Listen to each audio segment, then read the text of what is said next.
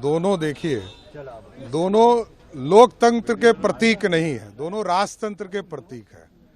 एक के परिवार तो 75 वर्षों से, जिसमें 55 वर्ष तक एक ही पार्टी की सरकार रही, और वो किस लिए घूम रहे हैं? यदि गरीब है बिहार की जनता तो वो कांग्रेस और राजद के चलते है। यदि इस देश में भाईचारा नहीं है, उसका भी कारण सिर्फ और सिर्फ कांग्रेस पार्टी और राष्ट्रीय जनता दल। इसलिए लोकतंत्र को ये लोग मजाक समझते हैं।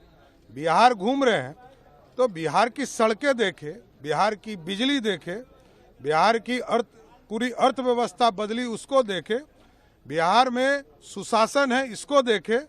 यहाँ जो भी क्राइम होता है 100 घंटे के अंदर कार्रवाई की जाती है। ये लोकतंत्र वाला राज है। यहाँ गणतंत्र यहीं से पैदा हुआ और स्वर्णिम काल भी इसी बिहार ने दिया। इसलिए इन लोगों के घूमने से कोई फर्क नहीं पड़ता है। जितना ये सड़क पर आएंगे उतना वोट एनडीए का बढ़ेगा। मल्लिकार्जुन खड़गे वो बोल रहे हैं कि पहले के जो पीएम थे मनमोहन सिंह, वो काम ज्यादा करते थे, बोलते कम थे, लेकिन अब के जो पीएम है वो बोलते ज्यादा और काम कम करते हैं। इसी के लिए तो अर्थव्यवस्था बड़ी नहीं हो रही थी। मोदी जी के आने के बाद अर्थव्यवस्था क्यों बड़ी हुई? यदि नरेंद्र मोदी जी काम नहीं किए हुए होते तो अर्थव्यवस्था नहीं बदलती। मनमोहन सिंह जी तो अर्थशास्त्री थे, इसके बावजूद देश का अर्थव्यवस्था नहीं बदल रहा था। मोदी जी और आज श्रद्धेय अरुण जेटली जी हमारे बीच में नहीं है, उन्होंने जो जीएसटी लाया इस देश में, एक क्रांति लाया।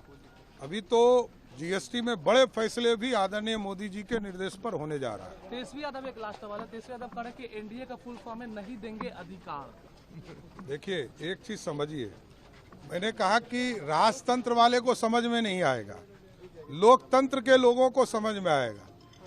उनको तो ये पहले जवाब देना चाहिए कि उनके पिताजी को कांग्रेस पार्टी ने पशुपालन में पहली बार जेल में एफआईआर कराया। जनता दल की सरकार थी, चार्जशीट हुआ, जेल गए, और कांग्रेस की ही सरकार थी जो सजा हुआ।